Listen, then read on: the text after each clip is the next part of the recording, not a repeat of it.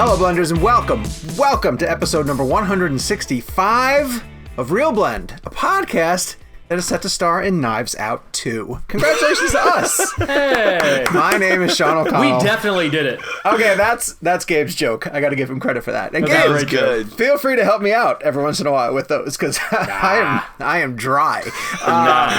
I'm the managing editor here at Cinema Blend, and on this week's show, trailer reactions. We had a bunch of trailers that dropped, including Snake Eyes and something else that I've already forgotten. Army of the Dead. Dear Evan Hansen. Thank you.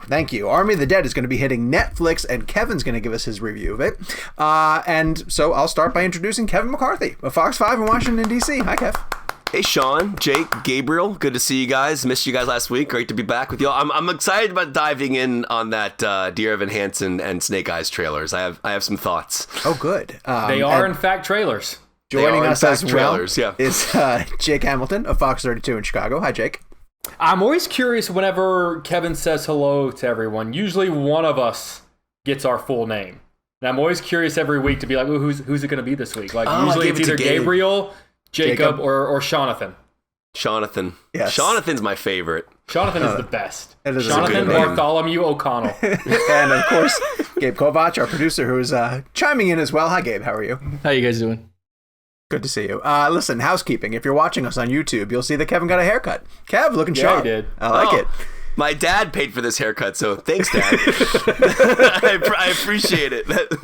Part of the reason why you should go to the YouTube channel and check us out. And while you're there, hit subscribe, turn on notifications. I hope everybody went back and watched the second Spiral clip that we put up. Great. Because that was the visual aspect of that, where he brought out all of his props, and we got to see the jigsaw puppet and the fingers, some really cool stuff. Yeah, and it's so much better than the movie. Yeah, I know. That was really bad. If you're listening to us where you get your audio podcast needs met, you can go down to the description where you'll find out how to subscribe to Real Blend Premium, which is a show that we drop on Mondays. In addition to the additional show on the Premium, you also get an ad-free version of the show and a newsletter that I write every 2 weeks. And I think I owe one this week. Is that right, Gabe? Sounds right? Sounds right. Yeah, that sounds right. So go sign up for Real Blend Premium. You're really getting your money's worth. Yeah, I'm putting a lot of thought into it. Clearly. Hey, we haven't missed a newsletter yet. I actually enjoy writing the newsletter because it's like being a columnist for a newspaper. I would like to get it. Why don't you get it? Because I don't pay for the premium service. Oh, I keep getting unsubscribed from our newsletter for some reason. I get an email every couple of weeks that says, you've been unsubscribed from the Real Blend podcast. It's Michelle going in after you and just unsubscribe. She's canceling my $5 payment because it's too much to put in for this show. Let's get to the weekly poll, which is going to be... So I wanted to ask people this because I was curious about where folks stand when you have an option to watch something in a theater or wait for it to come to a streaming service. And a perfect example for our show was Zack Snyder's Army of the Dead. It was going to be in theaters for a week. It was coming to Netflix a week later. So if you wanted to be patient and see it in the privacy of your own home, you could do that. It's going to be on Netflix starting on May 21st. Sorry, we're into May now. So Kev... I gave people the option. How do you plan to see Zack Snyder's Army of the Dead? First option was in a theater this week. Second option was wait for Netflix. And the third option was not watching it. Where do you think our listeners went? I hope our listeners went theaters, but I also understand the times that we're in, so I feel like Netflix is definitely another great option. HBO Max was where we saw a Snyder Cut. We didn't get to see that in theaters, so maybe there's just a comfort to that right now. I'm going to guess that the general audience, though, I'm going to say said they're going to wait for Netflix on Friday. Knowing our audience, I was surprised that this number is as big as it is, but wait for Netflix is 67%. I'll tell you why. It's because I believe the theater. Well, first of all, Netflix doesn't play, from what I understand, in major theater chains. Right. Like but I thought they entered into a deal with Cinemark. Right? Cinemark. But there's not a lot of Cinemarks around me that I know of. And again, I'm not speaking. Right. I'm not saying that I'm. See, that's interesting. So I guess I grew up in an area where they're were pretty common. And see, yeah, I'm probably generalizing it. For me, AMC and Regal were the two that I always went to, and so for around here, I don't even know where Army of the Dead's playing. I think it's playing in Fairfax at a Cinemark theater in Fairfax, Virginia. But generally speaking, just because Cinemark is not as populated around here, that's why I went with that answer. But yeah, and according to the comment section, as you guys know, we have quite an international audience, and there are just a lot of countries that aren't even as open as we are, even though we're open to like a limited capacity. So a lot of people were just like, I don't even have a choice. So yeah, well, I think 65% of the theaters are open right now, right? 65% in the U.S. Yeah, maybe. Yeah, everything's open by May. Yeah, I also feel like a lot of people just didn't know that it was getting a theatrical distribution. Whenever I would mention to friends of mine, like, oh, you should see it in the theaters if you can. Usually, a majority of their reactions were like, I got to be honest, I didn't even know it was coming to theaters. Yeah. So I didn't feel like it was something that was incredibly well promoted. But one thing I'll give Snyder credit for. I didn't mean to cut you off, Jake. Sorry, but what were you gonna say? You say what? I was saying like not to knock Netflix or anything. It didn't feel like something that like they were really counting on raking in a lot of money. Like it's not like it was a failure this past week. I think they did it out there just to meet an obligation to him. You know, like so. They still want you to come to Netflix. They don't really want you going to the theaters to see a Netflix movie. But also, I feel like Snyder, and again, I don't want to get into too much nerdiness here, but like I always talk about aspect ratios, and I know people say like, oh, Kevin brings that up all the time, but this is genuinely interesting. He shot it in a format that fills your whole TV. So he actually shot the film, correct me if I'm wrong, Sean, this movie was always a Netflix movie. So from what I understand, and I read this somewhere that Snyder said this, like that the 1:7:8 aspect ratio, which is what he shot it in, which is fills your entire screen. There's no black bars in the bottom or the left and right. Is designed really like I'm watching Lost right now, and I'm in season 2 of Lost, and they shot that series in 1:7:8, which is the same aspect ratio that Snyder shot Army of the Dead in. It fills the whole TV. It looks phenomenal at home. So I almost feel like Snyder always made this movie with the intention of a home viewing. And I'm not saying the theater viewing isn't going to be awesome. I'm sure it will, but I will say this is a particular film that actually works well at home because of how it was shot. So I think I don't know if people were really taking that into consideration when they're saying, oh, I'm going to go to a theater or watch it on Netflix. But this is a movie that actually surprisingly works really well at home. And he definitely thinks of that. He thinks of how it's going to be presented. Yeah. Because if you look, again, speaking just like in terms of filmmaking, like if you're looking at a screen, Snyder Cut was 4:3. So you had the black bars in the left and right. This is a massive, and also the cool thing about how Snyder shot this, and we'll get to this into the review later on, is he shot it very much handheld and very much like a really curious filmmaker who's like really in it and very immersive. So there's a certain immersive quality to that. I think that works at home. So that's probably why I'm not surprised why our audience, and to Gabe's point, a lot of the theaters still aren't open, especially AMC's and Regals. It's not playing there. So this surprised me. 22% of the people who voted said they're not going to watch it at all. And I thought like enough of our audience would be super curious about a new Snyder movie. So. I feel like that's because the zombie genre, and people don't realize this is a different version of the genre, but I think Of the Dead is so used. So like you think Dawn, Day, and Night, and Shaun, and then Dawn of the Dead later on. And like there's so many Dawns. So I just wonder, like, are people computing that this is, like, I know he's changed the game with the zombies. They're smarter, they have feelings, but I wonder if people are just over the Of the Dead idea. I don't know. Sometimes I feel like people just try to vote to tip the results in a particular direction. Yeah, particularly when it comes to Snyder.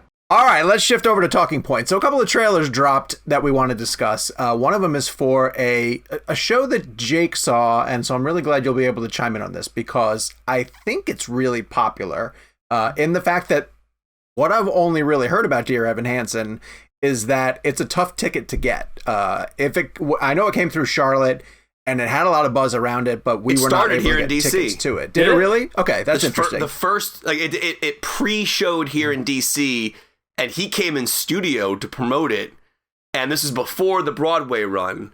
So, like, they did that recently with the Mean Girls musical as well. Like, they'll test, like, they always do that. They do it in Chicago, too. They test things in markets. I didn't mean to cut you off, but it did start in DC, then I think it went to New York, and then that's always fun, too, because oftentimes they're kind of getting a feel for stuff. It's almost like an advanced audience for a movie. Sometimes when that happens, for better or worse, you'll see songs that won't make it to Broadway that'll end up being cut. So it's almost like a bragging right. Like, oh, I think one of the, like, Sting, I got to interview Sting because his musical started in Chicago before it went to Broadway. So I have a lot of questions about this show because I'm glad you guys are both more familiar with its genesis than I am at all. But it's a musical, and this trailer only really had one suggestion of a song. Like, it doesn't. Which is the main song. it's not like an In the Heights musical, apparently, with like big show-stopping numbers. I mean, it's a musical. I almost feel like the trailer was cut in such a way so that it's afraid to let you know that it's a musical. Okay. Like, I think if you did not... Kevin, tell me what you think, because you've seen the show. If you did not know that Dear Evan Hansen was a musical, I think you could very easily watch that trailer and never get the impression that it was a musical. No, yeah, I completely agree. By the way, I want to clarify. I actually did not see the show in DC. I'm sorry. For some reason, I thought you saw it. The only reason why you thought I saw it is because I interviewed him. I wasn't able to make it to the preview show, which was one of my big regrets because that show blew up. And he came in studio to promote it. I couldn't go to the preview show, but it did premiere here. But no, I haven't seen the show, but I know that it's definitely a straight up musical for sure. So, the trailer, and Gabe was kind of poking fun of this, that it kind of reveals the entire story. Like, did that trailer give away basically what's in the show? It gave away. It took you till about 3/4 of the way through the second act. Wow, that's unusual. It took you pretty far. Okay. Can I say that trailer wasn't good? Yeah, sure, of course you could say that. You are in fact allowed to say that. I mean, am I crazy on that, or I thought it was? I just find that story to and I know people love this show, and I want to say it won the Tony for Best Musical. And so a lot of people love it. I remember not knowing what it was about when I went to see it here in Chicago, and then when I realized what the plot was about, I went, that feels kind of icky. Like, okay. That feels sort of weird. So wait, what I can tell from the trailer is that he befriends this boy who commits suicide, but he doesn't even really befriend him. Yeah, he didn't really know him, but he pretends like he knew him. Yeah, it's sort of just a big confusing thing in that he has to write letters to himself as part of a sort of a therapy. His therapist assigned him to write letters to himself. Okay. And keep in mind, it's been a few years since I've seen this show. Through some strange circumstances, this young guy who goes to his school, who's having some troubles, comes across the letter and ends up leaving with it. Okay. The young man ends up taking his own life, and they find the letter, which is written to Dear Evan Hansen, in his pocket. But he wrote it. Exactly, but Evan wrote it. And so everyone starts paying attention to him because they think that he was actually secretly friends with this young man who took his life, and his parents and he kind of just starts, for lack of a better word, lying. Okay. And feeding into this until it gets just too big. The lie gets beyond him. Okay. And it eventually, like, you can tell, honestly, I don't think it's a spoiler, it's in the freaking trailer, the truth comes out. Yeah. But there's just a large portion of the musical where I just felt like, this feels weird. It's interesting. Like, this is a weird, because like he's kind of for low-key enjoying the attention that he's getting by all of a sudden becoming popular. Here are my takeaways from the trailers. Because I know of In the Heights, and I know it's Lin-Manuel Miranda, and I know that it was his show before Hamilton, but I'm not familiar with the show. And it takes place in the Heights. A little bit about Dear Evan Hansen because I've heard surface level about it. Watching those two trailers, I watched the In the Heights trailer and I was like, oh, I totally see why people love that show. That looks amazing. And I watched this trailer with no, leading into anything. And I thought, like, why is that show so popular? Like, I really didn't understand the draw of it.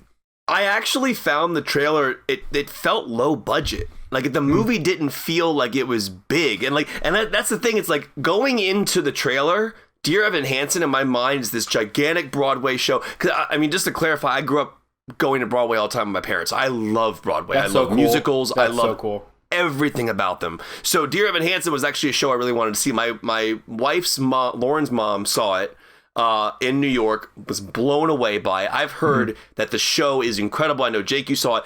But people who saw it with Ben Platt, apparently it was just like incredible. Did that guy write it? Did he write the show? Yeah, Platt I believe, is involved in writing the story. Double check that. I know for sure that the movie's coming from like Perks of Being a Wallflower director and a bunch of other and the guys who did the show book for Greatest Showman. Correct. And La La Land. Yes. Right. Yeah. They wrote the music. Right. So I think I want to say Ben's involved in the writing of the story, but someone please clarify that for me. I believe it's based on a book, which the guy who wrote the play also wrote, from what I understand. I'll double check, but I don't think he wrote it. Okay. He's really milking it. So, apologies for that, but in general, when I watched the trailer for the movie, I was expecting this like In the Heights style trailer, right? And I've seen In the Heights, and I love the film, and so the trailer really matched the movie for me in terms of In the Heights. But in terms of this, and I think Ben Platt's a really good actor. It just felt like they just scrapped together an idea of how they were going to put this on the big screen. Because at the end of the day, when you translate from stage to movie, it's a completely different medium, and there are so many things you can do in the movie world that you couldn't do in the on the stage. So to me, I just thought the movie didn't have any creativity to it. I felt like everything I was watching in the trailer could have been done on a stage. It feels like it's a shame to be a musical. Right. But I feel like they didn't do anything with it. Like they didn't even I feel like, again, this is just a trailer, but I don't feel like they used the medium of film. Yeah. Where was the creativity in terms of like utilizing a film environment to make the story? Especially when you think about, and I know we're going to talk about it at a later date, and I hate to compare one musical to another because they're different things, but when you see what John M. Chu did within the Heights, and you see what he did with the camera and reflections in glass, so that you're looking at one character but seeing reflections of an ensemble dance. Like when you see, like to me, you like I look at In the Heights and I go, oh, I get why they gave John M. Chu Wicked, and I can't wait to see what he did with Wicked. I don't see anything in the Dear Evan Hansen fair, though, trailer. if it's a story about, a kid who committed suicide and, stealing his identity or perpetrating a lie, like maybe it doesn't lend itself to the flair, But, well, it's not necessarily flair, but like In the Heights has some very serious subject matter as well. And I think, again, I'm not comparing subject matter. Clearly, Dear Evan Hansen is focusing on a very serious subject. I guess my point is not the flair is not missing. It's that I feel like they didn't, again, based on the trailer, they didn't utilize the medium of filmmaking to enhance the story. Yeah. Or Dear Evan enhance the story. I don't think that they did a good enough job genuinely in the trailer from doing that. So I'm hoping the movie's different. I don't know how you guys felt, but it just didn't. I felt like I was watching the stage production, just like a low budget version of it. The X factor to what makes a great musical, regardless of what the subject matter is about. To me, the X factor was not present in that trailer. Yeah, we were. You look at something like, and again, apples and oranges, but like Chicago is about a woman on trial for murder. And it's still, you watch that movie, and it still has the sparkle. It has a song called Razzle Dazzle, though. It does it really? Yes. But if this is an actual musical and it's not just a movie that has one musical performance in it, which is all the trailer gives you, that's a really terrible way to market your movie. Because if you're marketing it going, oh, people don't really watch musicals, like if that's what I'm not saying people do that, but if we'll just get them in the theater and surprise them. Is that not the worst experience you could have? Is going, I'm gonna go see this drama, and then you don't like musicals, and then everyone starts singing, and you're like, I'm in a fucking musical? Like, isn't that the opposite that you want people in your theater for? Like, I think they either have to release a new trailer. They either have to release a new trailer that has more songs and is like, this is a musical. Or this trailer to me, has to be a statement of like, it's not going to be a musical. It's just going to have this one song in it. Yeah, which is kind of like the big song. I think if you were, on iTunes where they do the rankings of like the most, I think that would probably be the number one song from that entire musical. I also feel like, to Gabe's point, I feel like this movie came out of nowhere. I actually honestly didn't know they were making a Dear Evan Hansen movie until the trailer dropped. And I don't know. For me, I think to Gabe's point, I think the people who saw this play or this musical, they're going to go to the movie. But how do you hook a new audience? Yeah. And that trailer did nothing for me, who hasn't seen the musical, to make me go, oh man, I really want to see that. Like, they, and I know there's been lots of talk about the Hamilton movie as well, but like, you have to take it to a different level, man. Mm-hmm. You have to direct it in a certain way. So one thing I want to ask you guys, do you think it was a mistake? And we were texting about this beforehand. Keep in mind, Ben Platt played a college kid 10 years ago in Pitch Perfect. He played a college kid 10 years ago. And now he's playing a high school kid. I get that he was the original Evan Hansen. Right. But do you think... I don't mind that. I mean, okay, but like even Lin-Manuel Miranda went like, yeah, I'm going to give Usnavi to someone else. Like, do you think Evan Hansen should... Or not Evan Hansen. Do you think Ben Platt should have been like, no, I've kind of aged out of this. Give it to somebody else. Well, yes. he played the character a couple years... It was only a couple years ago, right? And I feel like Ben Platt is the character... Like, as Kevin mentioned, like maybe this movie is really just made for all the people that saw the play, and those people want to see him play that character again. Like that might just be the budget and the expectation that they have for this is let's just get that audience into the theater, bring him along, and not try to fit somebody else into it. Because he did become, that was him for those 4 or 5 years or whatever he played that character. I saw someone tweet this, and I don't want to take credit for it, but someone tweeted a comparison to John Travolta in Grease and how old he was when he played Grease. I don't remember how old Travolta was. I think he was like 26 or something. They were all pretty old. They were all in their 30s, yeah. Stockard Channing was like but Travolta, late 30s. Travolta looked older. Like, I think Ben Platt can... I actually think Ben Platt, that didn't bother me. I feel like he could pull that off. But my issue is that Ben Platt looks so much older than everyone else. Everyone in Grease looks like they're 40. Yeah, Ben Platt just looks significantly older than everyone else in the movie. Does he look significantly older? Is it like maybe a couple years? Okay, all right. Yeah. Let's get to the other new trailer that dropped on Sunday night during the MTV Movie Awards, and that is for Shang-Chi, it's for Mortal Kombat, and, well, hold on a second, it's called Snake Eyes. It just looks like a bunch of other movies that have come out this year. What are you showing us? Breaking news? It ties in with the opening joke. We have a new cast member of Knives Out, too. I'll let that be a tease, but let's continue with the trailer talk. Paramount has a new G.I. Joe Origins story, and we know how well it went when they did Wolverine and X-Men Origins story, and they're starting with Snake Eyes, and it'll be Snake Eyes looking like Henry Golding, which makes a lot of sense when you hire Henry Golding to be your leading man. You want to show him off as much as possible. And Snake Eyes is a ninja character who has a mask and is silent. And so I guess you do a prequel. This was a very short trailer, a 60-second look at Paramount's... So much so that we all had to say, wait, did we see the full trailer? Yeah, that was it. It was a tease. And it looked like a Snake Eyes movie. Did it do anything to excite you guys for what's to come from Paramount this summer? It didn't unexcite. It just... It kind of looks about like how I felt about the other G.I. Joe movies. Like, there it is. Henry Golding, I like him a lot. Mm-hmm. So it's funny. I was rewatching The Gentleman recently, and he's just awesome in that movie. And obviously Crazy Rich Asians, but I don't know. The trailer, I liked the cinematography a lot and the colors of it. I thought it was a really vibrant trailer.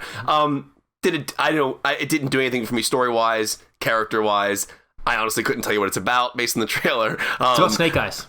Yeah, but I mean, I did enjoy the visuals of it. But again, was it something I had never seen before? No, I feel like I've seen. There wasn't a single like moment in that where I was like, "Ooh, that's what I want to see on the big screen." So I feel like I will say this: going into the trailer, I already didn't care about a Snake Eyes movie. so my visual my experience of the trailer was like, oh, that actually looks better than I thought it was going to be. You know what I mean? So one thing I feel like we have to understand, at least when we talk about movies, is we all have expectations going into things. We all do. We all have certain bias in our minds about what we like, what we dislike, and so I think it's interesting. When you, like, for example, with, we were talking about earlier, what movie was I saying was better than I thought it was going to be? Cruella. I know we can't get into reviews now, but when you go into something and you don't have expectations for it, and then it exceeds those expectations, I find that it's an interesting experience. Like, Snake Eyes looked better than I thought it was going to be, so I actually didn't think it was a bad trailer. It was fine. Yeah. I have high expectations for our next story, which is news that John Boyega is reteaming with Joe Cornish for a sequel to a film that they made a long time ago, before John Boyega was John Boyega. Well, I guess he was always John Boyega, but the John Boyega that we knew, called Attack the Block, which is so when funny. He'll always be the Attack the Block guy to me. He'll always be that. Like he's not Star Wars for me. He'll always be the Attack the Block guy. That's interesting. I'll always think of him that way for some reason. You're going to get a chance to think of him more that way because he's returning to the character. And I like this because it's a sequel that has been talked about for a long time, but X amount of years have passed since they did it, and I guess they have a reason to get back together for the story, and it's the type of character that I don't mind returning to. Like, you could return to him every couple of years if you want to and check in on how they're doing. I really do wonder how it's going to happen, because this was a pretty centralized story. It was just aliens land in this tough neighborhood outside of London, and it was extremely practical and really low budget and rode on the charisma that John Boyega clearly has. And so are there any plot details or anything revealed in the announcement that they're getting back together, or is it just the reunion of these two? As far as I know, that's it. That's all I saw. I just saw the Cornish and Boyega announcement. Okay. Well, But I am very excited that I'm hoping the news will encourage maybe people who've never seen the original to go, well, I gotta go find the first one if I'm going to see the second one, because arguably the second one's going to be bigger because John Boyega is a bigger actor now. So I'm the best part of it, whether and I hope and I think it'll be good, but whether it's good or not, it'll still encourage people to retroactively go back and find the first. And I don't know anyone who's seen the original and didn't enjoy it. You know what I mean? Yeah. Like, it's one of those movies where it's like, maybe it wasn't a giant movie. It was a small, kind of indie movie for a lot of people. But every time I introduce it to someone, or every time somene's like, I saw that, they have a good time. It has that here's kind what I of hope too. The underrated monster design, underrated monster design. I know this sounds crazy, but I kind of hope and wish they do the movie with the same budget. That's what I was just about to say that. Like, I don't want them to do the Independence Day resurgence mistake. Yeah, don't supersize it. I mean, How if you want to add, I got cut out of that movie. That's why I hate it. If you want to add 5 or 10 million to it, that's fine. But like, I feel like what makes that also, that movie has great visual effects for the independent style that it is. So again, this all goes back to the idea of what you can do in camera when you have limited capabilities. And I feel like with Joe Cornish and bringing in Star Wars' John Boyega now, you're probably going to get more financing, clearly. But I just hope they don't lose sight of what they can do in camera and what they can do with lower budget effects. It would be a tremendous mistake to blow that out. Like, that needs to be street level and approached that way. And I hope that they maintain that gritty approach to it and not just smart. Yeah, that would be really smart. So we'll see. Really smart. See how that great turns out. Title, by the way. Oh. Attack the Block. Attack the Block. Just a great title. Oh, yeah. And you'll need subtitles if you rewatch the original one, because they talk in such a very thick London accent that it's pretty amazing that you can follow the story. So let's shift to some news that is affecting the industry as a whole, as the studios figure out how to get back to putting movies in theaters, and some of the bigger titles starting to come up, including Cruella, which is going to be available as a Disney premiere, part of that subscription. And Black Widow, I think, is also going to be one of those films that does that, where it's going to go to some theaters and it's going to also be on the Disney Plus service. And because so many of the major studios have a streaming component to them now, Disney is implementing the 45-day release window. They are shrinking down what was prior to that 90 days. Is that correct? Is that the window? It's now half. It's going to be 45 days. And I would expect most of the other studios to follow suit if this in fact works. But this gives new films that are hitting the market 45 days to collect as much as they can at the box office, and then they'll be available in some type of streaming window. Does that mean physical media too? Does that mean like 45 days after they can start pressing DVDs? Okay, I think 45 days is like the stream. I could be wrong. I don't think it'd be that quick of a turnaround, because 45 days is only a month and a half. They would have to already be in production on the DVDs. True. For them to come out in 45 Okay. days. I think come later. I think that means like when it goes to on demand, because there's separate entities to release structures. I could be wrong, and apologies to anyone listening if I am wrong, but I would imagine that 45-day window means the on demand streaming paid VOD version. Kev, you have evolved greatly as somebody who at the beginning of this show was, planting your flag in the theatrical model. Yeah. I've watched you grow and evolve as a person on this subject matter in particular, to the point where you would at least say, as long as there's a theatrical component, you're okay with things going to streaming. How do you feel about the 45-day release window? So basically, like, my whole thought process shifted the day Sean and I were in New York for Roma, and I got to listen to Yalitza talk about her family and how they're not near movie theaters in Mexico, and they weren't able to go to theaters, and Netflix gave them the option to watch films there. So it was an eye-opening experience, because it taught me that, like, listen, I'm very lucky. I live in a great area that has the ability to have movie theaters within every 5 miles, right? And like, and some people don't. So, and like Yalitza's family, the lead actress from Roma, couldn't go to a movie that was 3 hours away, right? So Netflix gave them the option to watch it at home. So I've shifted my tune in the sense that I understand Netflix, I understand streaming, I understand the reachability of it. I still feel strongly that the theatrical should be first. I know we're getting into different windows now in terms of theatrical windows. I know the pandemic shifted a lot of things, and that's another perspective shift that we need to take into account, that not everybody wants to go back to the movie theaters. I honestly don't care if it's a week or 45 days or 90 days or whatever it is, as long as the theater is the first place to be released. And that's the forced. So like, if everybody's really excited about Dune, everyone wants to see Dune, right? Like, I feel like, I know right now it's currently coming out on HBO Max and theaters the same day. I don't like that. I don't like that at all, actually. I think that they even just give Denis 1 week. Just force the theatrical for 1 week. That's the way it's always been. And I understand 90 days, that's gone. 45, I'm cool with that. I'm cool with 30. As long as the audience has the option to go to the theater first. That's all I care about. And so to me, the 45-day window is great. I think it's actually awesome. I mean, 90 is just an archaic number. We're in a different time period now. 90 feels like an eternity now. It's way too long. And I think, and again, that's totally fine. We're just evolving as consumers, right? So I think we're all consuming things differently. We're all consuming things quicker now. We're binging. We're watching series. You know, we have different options week to week. Some come out at the same time. I just think that we need to get into a position, hopefully, where the HBO Max thing, I'm with Chris Nolan on that. I don't love that day and date thing. I mean, you look at Universal kind of has it perfect, right? 17 days. 17 days. You go to theaters, 17 days later, you're on paid VOD. So like, you know, I want to see the new, this, you know, there's a Spirit Untamed is coming out, whatever that Jake Gyllenhaal movie is, right? That goes to theaters on June 4th. And then I believe 17 days later, it goes to paid VOD. I don't know. Is that going to happen with Fast and Furious as well? Fast 9? That's a great question. It's a really good question. I don't know. And I don't want to say one way or the other. Because that's such a massive movie. Yeah. And I don't know if that's going to be on paid VOD 17 days later. But that is Universal's deal. If it's longer than 17 days, do we refer to it as a slow 9?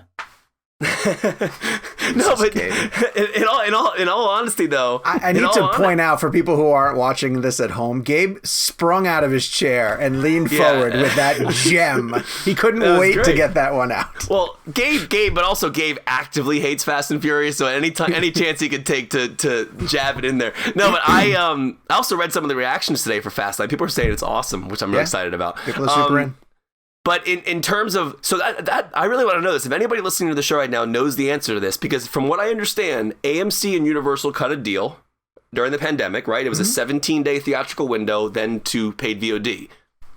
That seems to include Fast and Furious in my mind. So it would be a little shitty of them to be like, "Oh, this is our big plan, except for this one, and except for this one, and except like." Well, theaters won't care though, right? I mean, theaters aren't going to care if they say, "Hey, guess what? You have it for 50 days instead of 17." Like theaters. Well, the fans will care if the fans are like, "Hey, great! In 17 days, I'm not comfortable going to the theaters, but I want to see." How many fans though? Fast 9. How many fans though know what a theatrical window is and know that it's like? How many people are just it shows up on the app and they watch it, or they look it up and it says it'll be available on this date and they go, "Okay, that's when I'll watch it." Like I don't know how many people are like. We talk about it, and our listeners maybe, but. I don't know how many people are that aware of it. I'll take this from my, because I interviewed John Cena for when they did the trailer release for this. I'm just going to take what he said, because I think it was that he actually made a really good point. A fast release is an event. Like, it's a big deal when a Fast and Furious movie comes out. I mean, no matter if you like him or not, the last one made $1 billion. So, I mean, we're talking about worldwide, gigantic release. You like the movies or not, you know there's a new one out. So I would argue that when Fast and Furious comes out in theaters, you know it's there. You know it's coming out. It's all over the ads. It's all over the TV. They blast you with all the theater. So do people know what theatrical windows are? Not necessarily. Do they know it's going to be in their home in 17 days? Not necessarily. It's pretty much kind of inside baseball stuff. But I would argue that when Fast and Furious hits theaters in June 25th, that people will know it's there. Like it's. I just think it's such an event. And I know we all differ on our thoughts on that franchise. I can't wait to see that. And I think that's actually a really cool movie to come back to theaters for. I know Quiet Place is going to be a big one next week and Cruella. But I think Fast and Furious has that event status. So I'm excited. But yeah, you're right. I mean, I'm interested to know if people actually think about it like that. Do you think someone's at home going, all right, Fast and Furious comes out June 25th. It'll be in my home 17 days later. I don't know. I'm looking for the Fast 9 information. Jake, while I look for that, tell us who got cast in Knives Out 2. Leslie Odom Jr. Hey, nice. I think that cast is lining up to be pretty exciting. Oh, it's a good cast. I think, if I'm being honest, I think I like the first cast more so than this one. Right. Do you think of anyone that we've seen cast so far that we have either seen A, the person who committed the murder, or B, the person who is going to be murdered? I'm thinking that Ryan.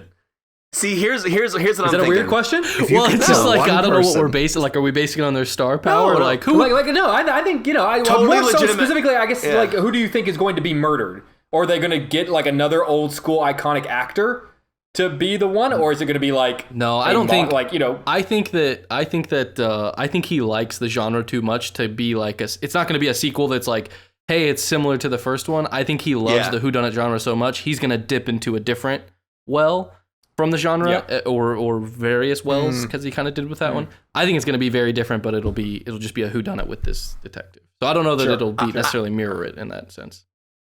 I think he's going to Last Jedi the movie. I think he's going to subvert expectations completely. I think he's going to I think you're going to go in expecting the same thing. Well, he already did that. He already did that with Knives Out, though.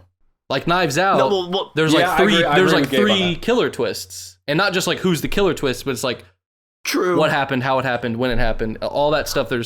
He already did that.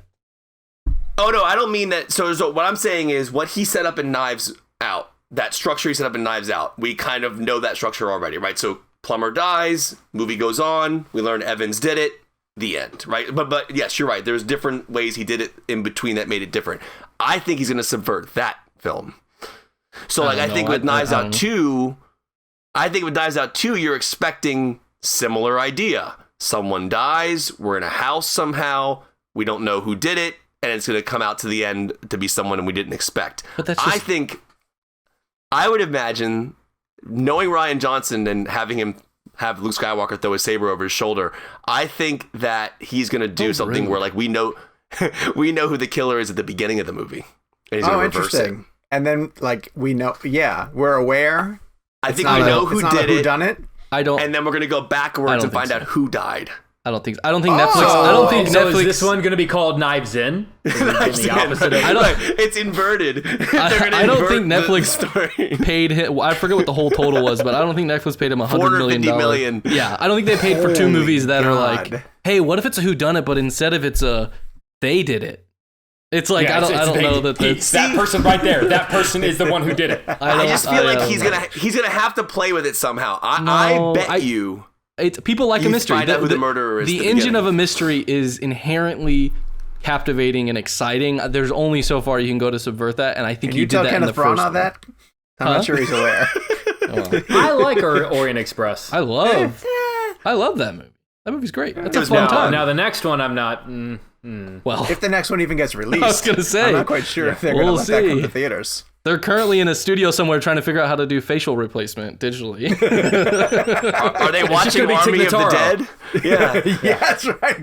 That is seamless, by the way. I thought it was great. I thought it was great. They're bringing in Zack Snyder to redirect reshoots for Death in the Nile. That would be amazing. And Tig actually is playing Army's character. That would be cool. I love Tig. That would be amazing. All right. So last night, out of morbid curiosity, Michelle and I turned on Netflix's The Woman in the Window. And I'm sorry. This is a fascinating movie.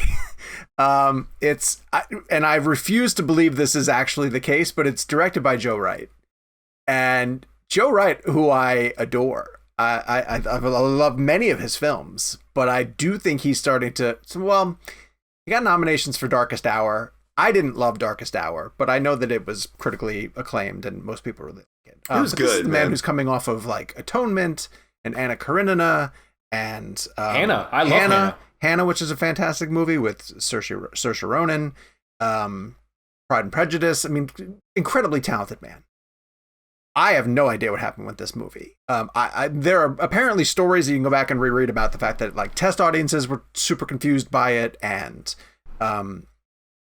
it was rewritten. Scott Rudin, who's the producer of it, pulled in Tony Gilroy, who's one of these guys who always comes in to like fix movies and and conduct reshoots. What blows my mind the most about it, though, is that the cast is literally to die for. It's Amy Adams, it's Julianne Moore, it's Gary Oldman, even Wyatt Russell, is playing a character who lives in Amy Adams' basement. It's shot in a way that like the cinematography is somewhat interesting. They shoot her house to make it look like both massive and then like really constricting on her. She's agoraphobic. That's just so much going on. Like in one way, it is such a Rear Window ripoff to the point where literally 10 seconds into the movie, they show Rear Window on a TV Does set. that like give you a pass if you do that? It's like, oh, you can't. No, dude. Like, they're acknowledging it. That's what I said to Lauren. I'm like, they just basically said we're stealing from this movie. Just here's And the you credit. can't say shit about it. Here's the bibliography right I here. swear to God, dude, there are so many shots in this movie that are just complete rips of Rear Window. Like they're so out of place because it's like her looking out her window and it's like zooming from window to window the way that Hitchcock did, and you're like, this isn't an homage. And you're also not blatantly ripping it off, so why are you doing it? What's the point? And I won't get into the mystery or the reason. Like, here's essentially what it is. Like, she sees a killing, she sees a murder, she reports it, and for various reasons, people are led to believe that she did not see what she actually saw. Is this like Suburbia? What's Suburbia? Disturbia? Yes. Disturbia is actually a really good With Shia? With America's Sweetheart, Shia LaBeouf? I did like Disturbia. Disturbia's Yes. great. Anybody out there who hasn't seen Disturbia, that's a legitimately I like great Disturbia. Rear Window homage. Like it's awesome. Kev, you DJ gave Caruso who did that movie? Yeah, DJ Caruso did that. Yes. That sounds well done. Kev gave Woman in the Window a shot. How far did you get, Kev?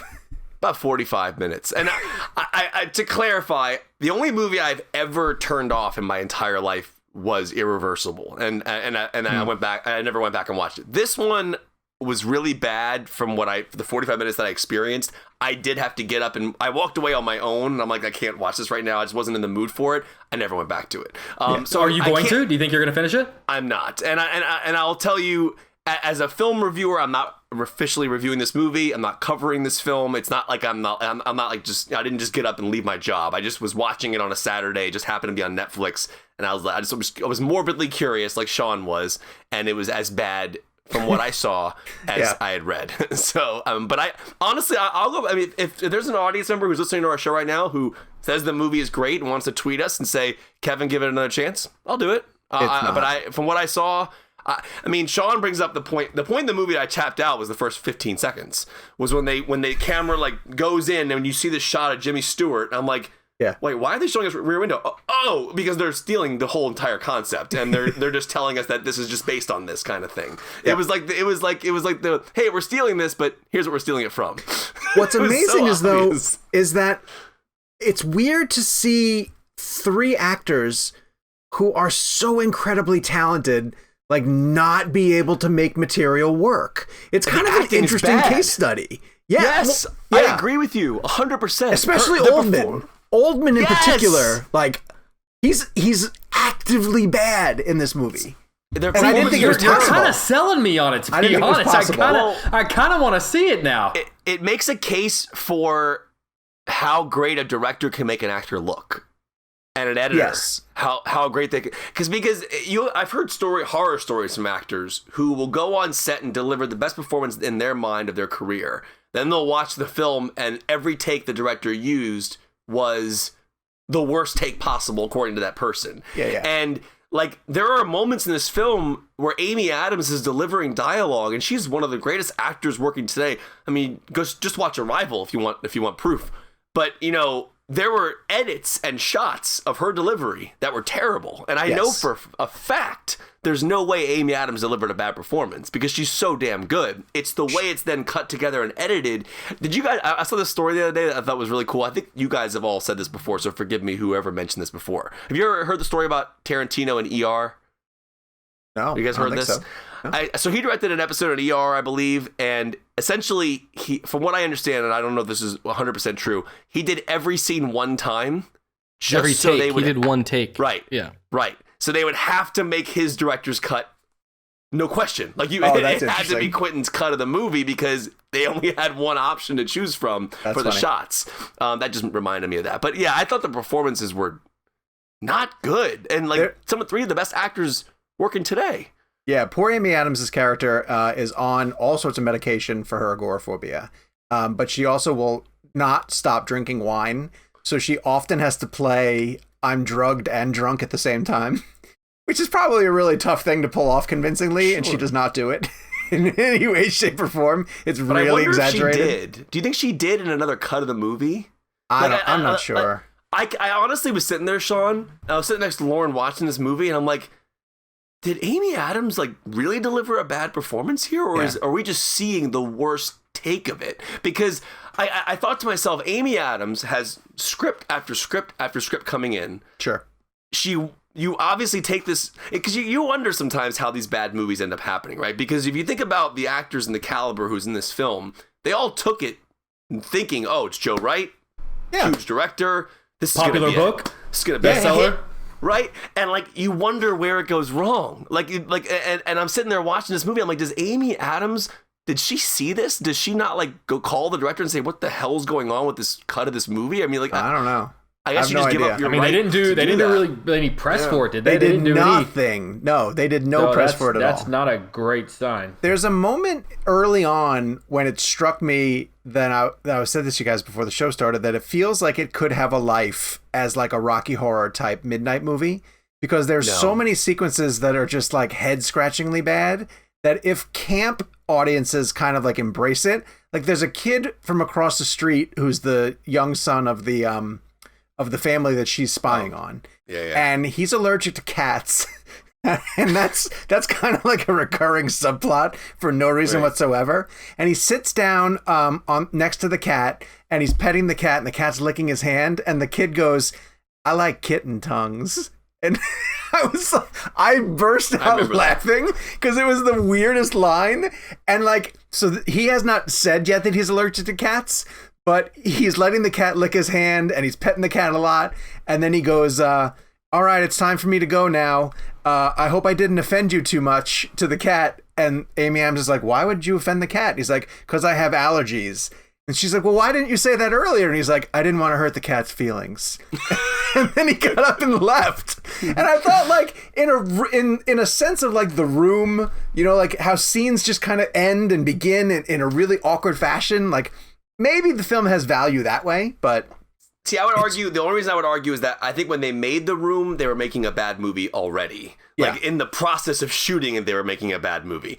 In this case, I actually think they were trying. I'm not saying that they weren't trying to make a good movie with The Room, but I feel like when Amy Adams and Gary Oldman were shooting this movie, they probably thought, "Oh, this was going to be good," right? You know what I mean? I do. I feel like The Room is unfortunately bad, and I feel like we're laughing at that movie. I don't know. That's weird. I laughed a bit at The Woman in the Window. So let's get to a much better film that's also available on Netflix. So do not hit The Woman in the Window. Go hit Army of the Dead instead when it drops on Friday.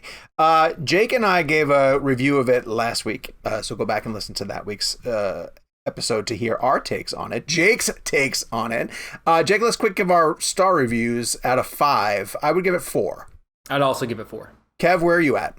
I'm at 4 as well. Hey, look at us. Yeah. I'm curious where we all diminished a point or lost a point. So I'll keep this quick. So basically, I know you guys already talked about it. So for me, all right, on the positive side, soundtrack is incredible. I do have a problem with one song in the film because I think it's way too on the nose, and I won't say what it is. I love that moment. I know what you're talking about, and I love that moment. I thought it was a little too on the nose. The last song in the movie? Oh, I liked it. I liked it too. I thought it was great. So I'm a huge fan of Snyder's soundtracks.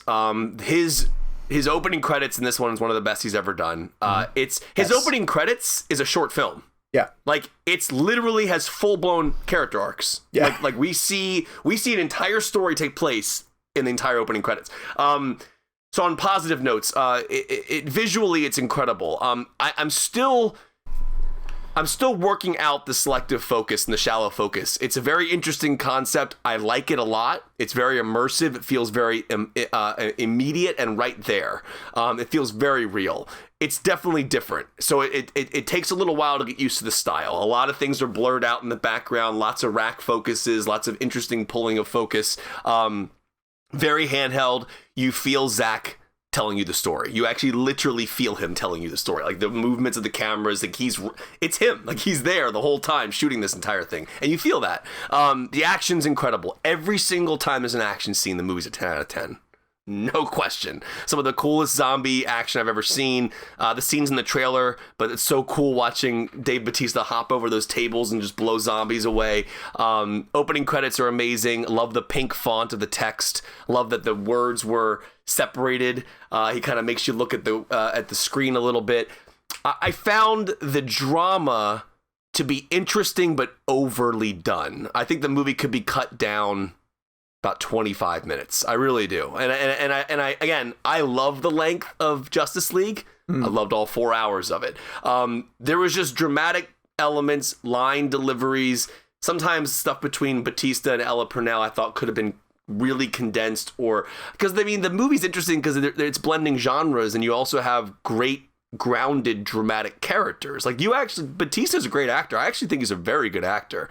I was rewatching 2049 the other day. I just love his small little glasses. But I mean, there's so many details to this film that I do love that I highly recommend it. No question. It just didn't. I still think Dawn of the Dead's better. His Dawn of the Dead movie, I think, is a better movie than Army of the Dead. I just personally feel that way. Yeah. And I'm curious where you guys are at on that. But I gave it a 4. I think could have been cut down a little bit.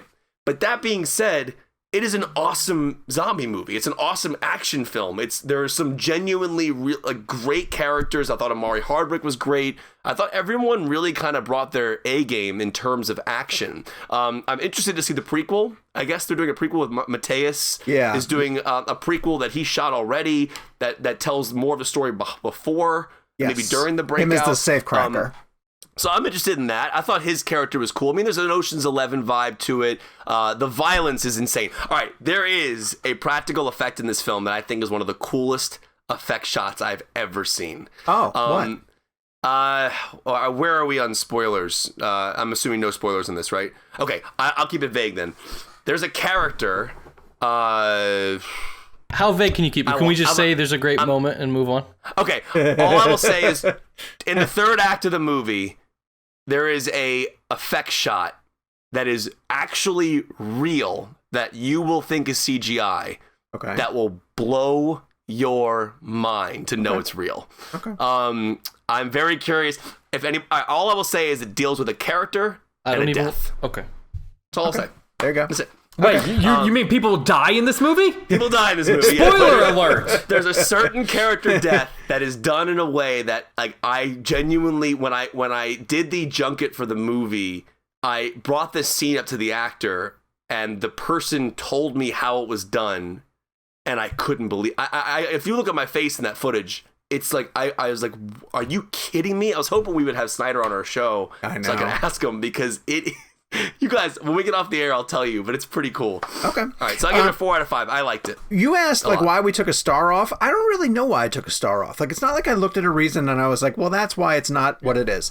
I think that like a 5-star version of this movie would have done a better job, because I think it has 3 really great elements that could have led to have it be a perfect movie, which is that it has the heist element, of getting into a casino to get the money out. It has the zombie element, and then it adds this amazing, what could be, ticking clock version of they move up the nuclear blast, so now they only have an hour. When that happens, it happens at a time when there was already enough going on in the movie that when they moved that up, I was like, I love the fact that you gave them that ticking clock, but it's like those elements didn't mold together in a way that I was like, oh, this is really great now. It rushed everything else. Kind of. Yeah. But it was still really fun, but that's just what caused it to be like a 4 versus a 5. I thought it did the zombie element really, really great. I thought it skimped a bit on the heist element. Like, it wasn't airtight the way like a Ocean's would be. And then it rushed a little bit of the nuclear element. And if it could have combined those three perfectly, then I would have been like, damn, this is a 5. But instead, it was a fun 4. So it ended up being a fun 4. Yeah, Total it's interesting fun that 4. whenever you asked, and it's funny that Sean, that you narrowed in on that question that Kevin asked as well. I guess I don't really think of it like I don't, because whenever I do ratings for a movie, I don't start at 5 and then go down. I think I start at the bottom and go up. So for me, it's not so much like what happened so that I knocked it. I guess I would say also I wasn't a big fan of, without getting into spoilers, sort of the origin of like how the zombie to me that felt very generic. I feel like we kind of seen that like accident before. Like it felt kind of like, like, okay, I've seen, like that's where this whole thing comes from. And then to the point, I kind of felt like it ended a little like, okay, this is how zombie movies end. Like this is so I think, the bookends either end felt a little zombie generic for me, but everything in between, I had an absolute blast watching it. So it was enough for me to not so much knock off 1 point, but to start at the bottom and work itself way up 4 points. Yeah, one thing I'll give Snyder credit for, though, is he actually made you feel for the zombies, which I thought was really interesting. And I think there was a point I shifted throughout the film back and forth to the humans and the zombies who I cared about more. In a weird way. Yep. Because and this is actually really interesting. So Omari Hardwick has this incredible line early in the film where he talks about, so for people who aren't aware, the movie is basically the idea is there's a zombie outbreak in Vegas. A bunch of mercenaries take down these zombies. They get out of a quarantine zone, and then they're given a heist option to go in and take $200 million, but they have to enter into the quarantine zone.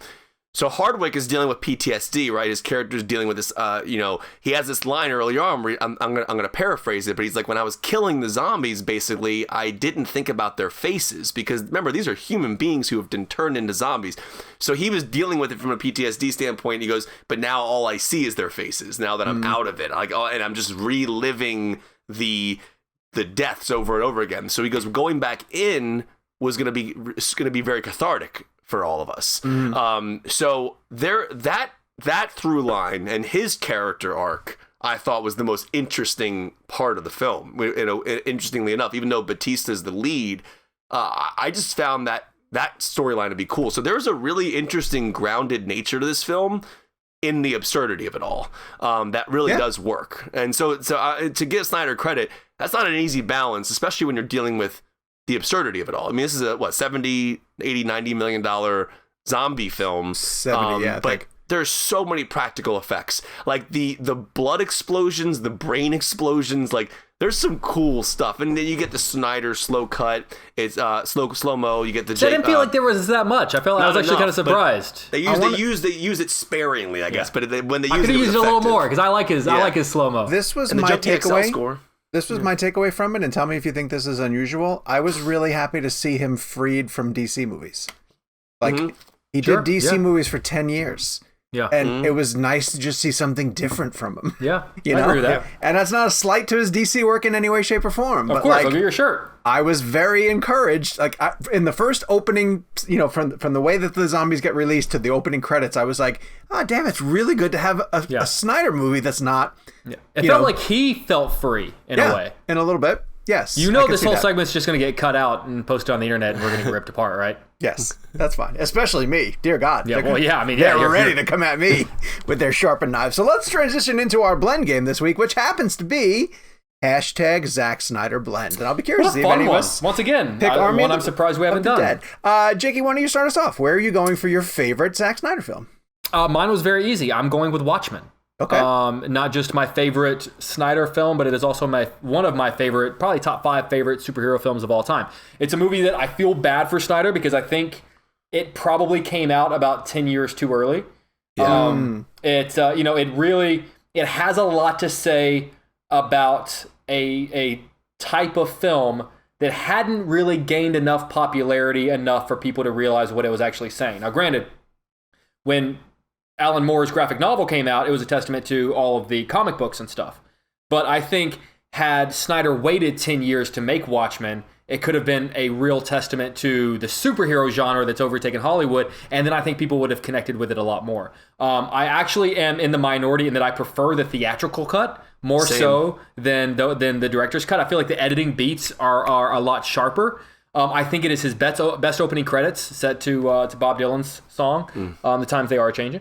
And just everything, and I think as someone who loves, I mean, I've got a signed copy by Dave Gibbons, not Alan Moore, of Watchmen, like right here to my right.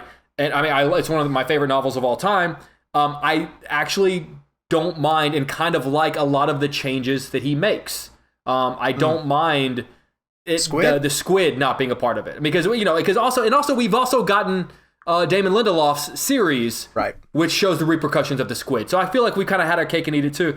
I love everything. I think Jackie Earle Haley as Rorschach is some of the best and most underrated superhero casting ever. Yep. A handful of, I think, couple of acting. Love scene. Yeah. I think not so much that, but just Malin Ackerman. I believe is her name. I think that she's not great in the movie. I think that acting choice could have been a lot better. But I also loved Billy Crudup as Dr. Manhattan. I might ding Patrick Wilson for that too. I'm not sure that he's quite up to, and Patrick Wilson's a very good actor. Sure. But for some reason, I think he wasn't quite up to the material there also. Yeah. But overall, I actually rewatched it recently in the ballpark of the Snyder Cut coming out, and just I love it. I adore that movie. Love that movie. So it is far and away my favorite. He said in an interview recently that he has not watched the Lindelof series, and I find that really hard to believe. Like, sometimes when filmmakers say that they don't watch certain things, I can't understand that, because if I was a creator who had made a Watchmen film, and then you told me there was a multi-part Watchmen series, like, I'm clearing my schedule. Well, I'm sitting down and watching that. I mean, but sometimes I assume maybe like it's because they're busy. He's been pretty material. So I interviewed. I'm busy. He's so busy that he's shooting superhero movies in his driveway. That's how busy he is. He's pretty busy. When the very first time I ever interviewed Lin-Manuel Miranda, he said one of the weirdest things like in life post Hamilton was sort of coming out of this cave and realizing how much pop culture he had to catch up on. He goes, like, there were TV series that had ended and I didn't really realize that I had to go back and watch it. So, I'm not saying that like the dude doesn't have a free second, but I guess maybe like if he's so submerged and he had obviously a lot of personal stuff going on, I just think that there were things that probably kept him from... He does have a lot of kids. Maybe he's really busy with family stuff. But I don't know. I would be circling the calendar like, I can't wait to see this adaptation of something that I immersed myself in. So I don't know. A lot of times I don't believe what they say that they have seen. I also don't believe he hasn't seen the Justice League. To Jake's point, though, I think when you spend your days and nights meticulously trying to craft a story in this medium, you can't really sit down and escape that medium by absorbing more of it. Like, you're just gonna go. Your brain is probably already exhausted. You're probably critiquing it more than you should. You're probably going, oh, do I need that? Like, I imagine it's hard to use that as an escape when you're in the middle of trying to make something. Interesting. People ask me all the time, like, oh, do you listen to this podcast? And by no means would I ever try to compare myself to Zack Snyder, but like, I don't really listen to other podcasts. Like you guys exhaust me enough. I can't listen anymore. Like, I do this and then that's it. That's my day. I think Kevin and I have the same pick. Kev, what'd you pick? I'm a Man of Steel, man. I mean, man. That is not Sean's pick at all. We didn't. Wait, what did you go with? I did BVS Ultimate Edition. All right, well, let's play with those. Damn it. Wait, are we considering Ultimate Edition a pick versus the theatrical? Yeah. Sure. I'd say so. Yeah, whatever. Yeah. All right, I'm going to go Man of Steel. Okay. Great pick. Primarily because it changed Superman for me completely. I had never seen anybody play with Superman like that. Also, grounding him in a real, I don't know, I love the previous Superman films, but this just felt more real. And I know it sounds crazy because we're dealing with aliens and other planets, but there was something about the way that Snyder shot that film. Was it Larry Fong who shot that, I believe? Yeah. And Fong also did Watchmen. And for people out there who are fans of Snyder, keep an eye out for a really cool Larry Fong Easter egg. The Magician. In Army of the Dead. The Magician. What is it? It's really? Yeah, it's a billboard on the side of a casino, and it's Larry Fong's face, and it's like he's like David Copperfield. Oh, that's fun. I like that. But yeah, no, Man of Steel it's so interesting because BVS Ultimate Edition it's probably right there for me. So it's not really far off. Man of Steel, there was something about the docu-style, the way that movie was shot, where I felt like he was capturing a real moment in life. Like we were just witnessing what it would be like to see Superman come to Earth and Zod come to Earth and battle. Like how would that be captured? And I remember Snyder at the press junket for Man of Steel talking about the idea that he wanted the Superman shots to appear hard to capture. He wanted it to look like they were having a hard time getting Superman in frame. That's cool. And so he's sitting there like jolting the camera, shaking the camera, to make it feel like someone was filming Superman flying around for real. And I think that paired with Zimmer's score and, oh my God, that opening scene with Russell Crowe is amazing. Everything about that film, through the end, through the death of Zod, everything. And then going into BVS, the connection, the Affleck look up in Metropolis, I mean, it was just unbelievable. I mean, it was unbelievable. So for me, I think Man of Steel just kind of changed the superhero genre for me, kind of like similar to what Dark Knight did for Batman. And I think what Nolan did with Batman was he grounded him in a quote unquote Michael Mann Heat type of world, right? And I think to see Superman in a realistic, I don't know, it just felt real. And I know it sounds weird to say that, and I get it. There's tons of CGI. But for me, as I watched that story, and I know Sean and I disagree on the Kevin Costner scene, but the Costner scene to me is what made the movie emotional for me, because I never understood that inner battle of not wanting people to see you yet because they're not ready. And you don't really think about it, because when you're watching a superhero film, you're just having fun with it. It's a superhero. He's dealing with his powers. He's learning his powers.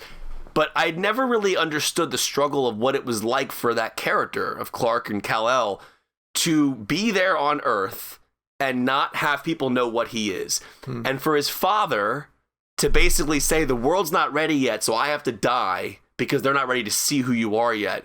Like that in the middle of an action scene or a superhero film and a big budget blockbuster, I just hadn't seen something like that before. It was just deeper than I thought it was going to be, and I just love the way Snyder directs his action with Zimmer's score. It's just an astounding achievement. And I remember seeing that film and loving it, and Jake saw it, we loved it too. I couldn't believe the divisive nature surrounding that movie. I did not understand, but I also came from somebody who was not a Superman comic fan, so I didn't really understand the whole thing about him not killing people. To me, it was a necessary death scene. It was necessary for him to kill Zod, and we talked to Shannon about that, Michael Shannon about that. So for me, it was just a genuinely interesting look at Superman. As I walk away from Man of Steel, I walk away thinking how cool the action was, but I also walk away thinking about how great the human drama is. And I think that they really humanized. They really made an alien a human being. I mean, Clark Kent, to me, was such a fascinating character. Like, Superman's awesome, but I got to understand Clark Kent more, and then his whole family more. So Man of Steel just moved me, man. I love that movie. Part of me thinks that those films, Man of Steel in particular, and then BVS, the way that they came out, were so unfairly judged to the Marvel movies that were happening at that time. You know, Yep. I really think that the general mainstream audience, and I'm putting myself into this category as well too, had been getting used to superhero movies being a certain way. Sure. And Snyder, it's not that he specifically went against the grain to make a movie that said, like, I'm going to make a different movie than what Marvel is doing. He just made his own movie. And it was such a jarring change that it didn't sit well with me the first time I watched it. And I didn't appreciate, I thought that there were some really great things going on in it, but it didn't gel completely for me. Obviously, everybody knows I wrote this book about Zack Snyder, and so I've rewatched those movies many times. You did what? Yeah. What'd you do? There's a link in the description. Wait, how did you feel when you saw Dark Knight for the first time? I liked Batman Begins more. Wow. I still like Batman Begins more. I think I still hold on to the fact that Dark Knight in the last 20 minutes falls apart. Yeah, do fall apart in the last 20 minutes. Dark Knight is not a perfect movie, and there's nothing wrong with saying that. Like the movie is astounding. It's a game-changing film, action-wise. Joker's phenomenal. Love that movie. I don't think that movie's perfect though. It's not. I don't think Maggie Gyllenhaal's great in it. I think that there's some problems with Dark Knight, but yeah. So I had issues with Dark Knight in general, and I think Batman Begins is a perfect movie. I think it's really tremendous. And I love Dark Knight. Don't get me wrong. It's not perfect. It's not perfect. No, it's not. Jake probably likes Rises. Jake.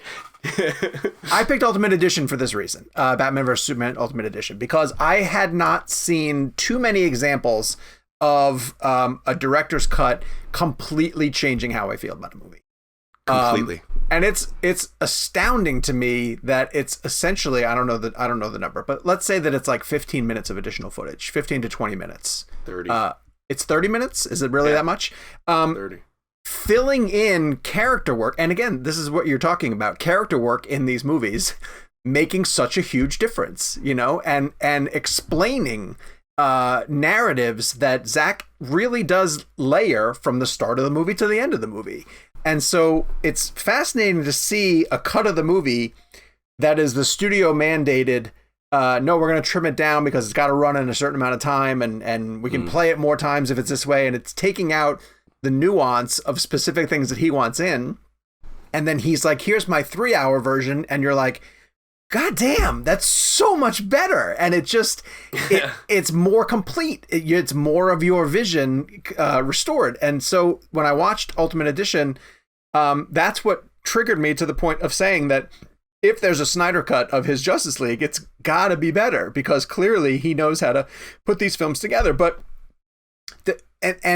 again, there was a preconceived notion of how Batman versus Superman should have played out, and I think people expected it to be something totally different than what it was. Mm-hmm. But when you take into account everything that you talked about with Man of Steel, about an alien on our planet, and how would we react to it, and then you turn around and take the most, what's the right word for Batman? Paranoid, I guess, the most, homicidally paranoid superhero, who would immediately distrust this alien who was on our planet, putting them against each other made a ton of sense. And particularly when you think about everything Batman's already gone through by the time we meet him in BVS. Yep. Like, you know, he's not the Batman from Batman Begins, obviously, you know, different universe, but like he's everything that we know everything we know about Batman has kind of already happened to him. So he's already has a massive distrust of things he does not understand. Yes. Right. And so I still think he's the best Batman to grace the screen. I agree 100%. So I loved Ultimate Edition for that reason, and we've talked about Zack a ton. There were a couple of moments in BVS I really loved that I almost wish that he would have touched on further, and it comes from that moment when they're doing the Charlie Rose show, and Charlie Rose basically says that, like, what did you think was going to happen? Like, someone like a creature comes down from the sky, and everything that you think about religion and government and like changes. Like your perception of Christianity changes the moment a man descends upon like Earth from another planet and can fly. Or like everything you think about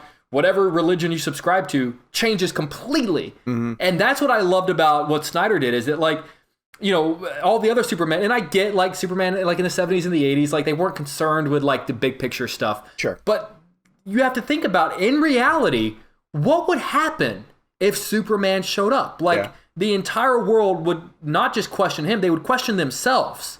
And I thought that was fascinating. And Snyder does touch on that. I almost wish he touched on it further. But obviously, you know, he only has so much time. But he would really turn people off.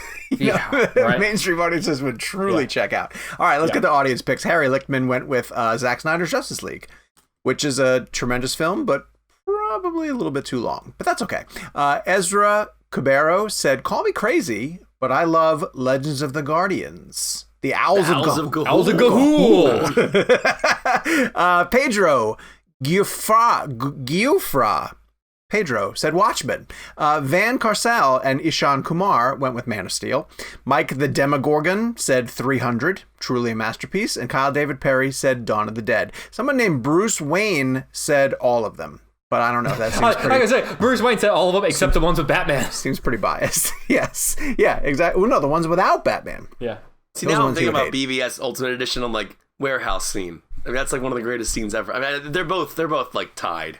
You're not wrong. For me. For next week, we're going to play hashtag Emma Stone Blend as we talk about Cruella and the films of Emma Stone.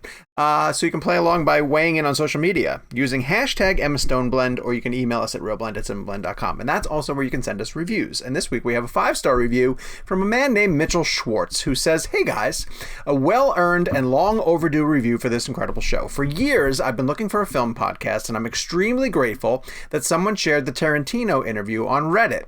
Ever since then, I've been a huge fan of the show, and I wish I had found you guys sooner. I've always had a passion for film, but no one to talk about the technical aspects of filmmaking. To say that I look forward for the show..." Ooh, hold on, I just hit something that's zipped me forward. "To say that I look forward to the show each week would be a massive understatement. I've gone back to the beginning of the podcast, and I've almost caught up. I always get anxious when people say that. It does make me cringe. I anxiously check my phone towards the end of the week, hoping to see a new episode available. The premium version of the show is beyond worth it." Now, this feels a little bit like we're setting this guy up for self-promotion on this end, but honestly, this is a review that was submitted to us. "I appreciate the open format and the opportunity to learn more about each of you. Thank you guys for sharing your friendship with us. I'm similar ages to Jake and Kevin, and it's been awesome to hear you guys talk about the movies that I loved growing up. Kevin, I also love Face Off, and the name Castor Troy has been my online gamer tag since middle school." Cool. That's because you're awesome. "I'm constantly surprised by how insightful your interviews can be. Your discussion with Barry Sonnenfeld was fascinating, as he allowed us to see behind the curtain into the casting and filmmaking process." We need the director's cut of that interview. Yes. Yeah, it's true. Release the Kovacs cut. I appreciate the questions that are asked, and I can always count on an aspect ratio question from Kevin, a thought-provoking and heartfelt one from Sean, and lastly, the question that we're all thinking but are afraid to ask, by Jake. This podcast means so much to me.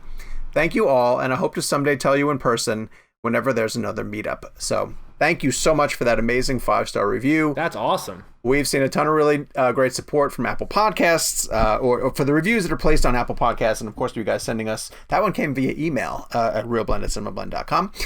So keep them coming. We really appreciate them. And, look, as the world starts to open back up again, I'm going to push Gabe to maybe have us do some meetups. I would love to get to a point where we're back to a situation where we can be around people. That would be tremendous. Probably still a few months away. Yeah, I'll let Comic-Con figure it out first, and then I'll start making moves. It's probably a good idea. But I do miss being able to see the blenders. So hopefully we'll honestly, if you think about it, we all, the three of us, and Kevin and I were talking about this the other day, because it's easy to forget because we see each other's face via Zoom every week. Right. We have not seen each other in person, Gabe, since the meetup. Yeah. Sean and Kevin since A Quiet Place in New York in March of 2020. Oh my which God, folks can listen into next week. Yeah. Oh, yeah. Yeah, can we tease ahead the to long delayed John Krasinski interview. Drops next week. How long was that interview? Is it 30 or 20? Damn good interview. It's like, I was just listened to it. It's somewhere between like 25 and 30, I think. How does it play a year later? Great. Yeah. I think we should. I would like to. Can we just talk about, because I think that's such an interesting time capsule of, like, obviously we were still flying there. There was kind of this thing going around that people were a little apprehensive about next week to set it up. Yeah. Like I think it'd be like discussing the context of like a couple of weeks before the world shut down and what that was. Because this is like, we're sitting there with John Krasinski with no masks. I mean, this is and like making jokes about how like, oh, we can't really shake hands, but we're gonna lean in for a selfie. Like it was, like Can we also dedicate time to the pizza that we got at like 1 o'clock in the morning? Because it was life-changing. I have a photo of us all with the pizza, so we should. You know what, Gabe? I don't know if we can do this off air, but next week when we're talking about these stories about the Krasinski interview, can you pop up some of these photos on the YouTube version? Sure. If I give them to you? Sure. If you remember to give them to me. Remember the pepperonis were like curled, so they were like little cups for the grease? Now I'm hungry. Can we wrap up the show? It's legitimately, I cannot wrap my brain around the fact that I haven't seen you guys in person because I see you every week. Like, that's really strange. It hasn't felt like I haven't seen you guys. Yeah, in a weird way. Because we do this every. Yeah. This is why you should watch us on YouTube. Well, not only that, but we're in constant contact. Like, there's what's the longest we go without texting each other? Like, half a day. Half a day. Like 20 36 minutes. hours, and we're doing like a wellness check. Or you're like, are you alive?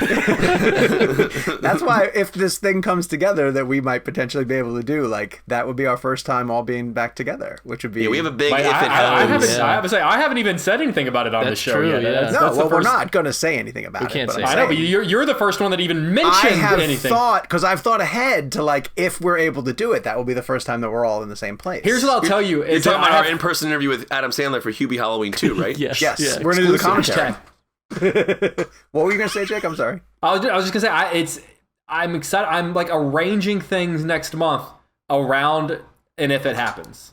Yeah. Like I have things that are falling into place, and I keep telling like, no, I can't do this then, or I can't do that then, Right. because of this. You know what Just I in love case. about this discussion right now, and I'm not even joking.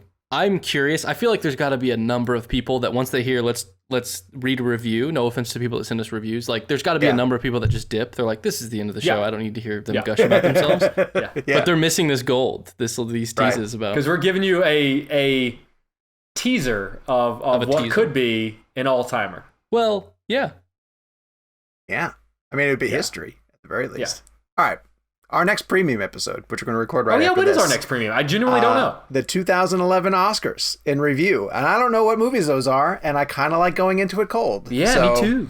We're going to talk about whether the Academy made the right choice. And again, you can get access to Guarantee this you they did not. and Oh, all I know of what our I know what it episodes is. of Oh, Real Blend no. Premium at bit.ly/Real Blend Premium. So until next week, when we are back together for our John Krasinski interview, Tales from the pre-days before COVID, and how... Are you guys able to see Quiet Place 2 again? Have they set up a screening for you guys at all? I haven't seen it again. I only saw it that one time. Yeah, I just saw it because that I mean, Paramount was telling me that they were going to let us see it again for review purposes, because it's been over a year. It is kind of weird it opens next week. Yes, I Like, know. I It's don't like it feel snuck like- up on us. I don't feel like I know. Is it being promoted? There's a billboard around Los Angeles with my Yeah. name on it, actually. Reviews but I mean- just dropped today for a lot of stuff. And I think I there's just feel people like I that saw haven't it. seen anything. Yeah, no, I'm with you in that most people, because I consider people I work with to be sort of the average moviegoer, and Yeah. I don't think people I work with really know it's coming out. Yeah. Well, All right. next week we will start promoting Quiet Place Part 2. So until then, follow us on social media at Jake's Takes, at Kevin McCarthy TV, at Sean_O'Connell, at Gabe Kovach, and at Real Blend. Until then, I'm Hubie. Amistad!